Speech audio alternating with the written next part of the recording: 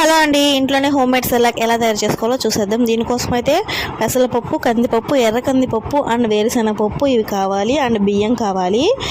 ఇప్పుడు శనగపప్పు, పెసరపప్పు, కందిపప్పు, ఎర్ర కందిపప్పు ఇవన్నీ ఒక్కొక్క కప్పు తీసుకుంటే బియ్యం ఒక 2 కప్పులు అలా తీసుకోండి.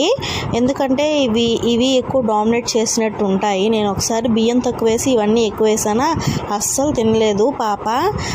ఎందుకో నేను టేస్ట్ చేసి చూస్తే అసలు అందుగా బాగాలేదు, అందుకే అది పడేయాల్సి వచ్చింది. బియ్యం కొంచెం ఎక్కువ వేసుకుంటే ఏది డామినేట్ లేకుండా బాగుంటుంది. బియ్యం ఎక్కువ అంటే 2 కప్స్ అలా వేసుకోండి. బాగా వేసి ఒక 3 అవర్స్ నానబెట్టిన తర్వాత ఎండలో బాగా ఆరబెట్టుకోవాలండి. ఎండబెట్టుకోవాలి. ఎండలో ఆరబెట్టుకున్నా పర్లేదు, నీళ్ళలో ఆరబెట్టుకుంటే కొంచెం చెమ్మగా ఉంటుంది. ఎండలో అయితే బాగుంటుంది, పురుగు పట్టకుండా. ఇలా ఎండలో ఆరబెట్టిన తర్వాత మిక్సీ చేసి పౌడర్ చేసుకోవాలి. మిక్సీ చేసిన వెంటనే కొంచెం సేపు ఆరనివ్వాలి. వేడివేడిగా ఉన్నప్పుడు మూతేసేస్తే పాడైపోతుంది. బాగా ఆరనిచ్చి ఫ్రిడ్జ్లో కూడా స్టోర్ చేసుకొని జావలాగా చేసుకోవచ్చు. అంతే అండి. నచ్చితే లైక్ చేయండి. బాయ్.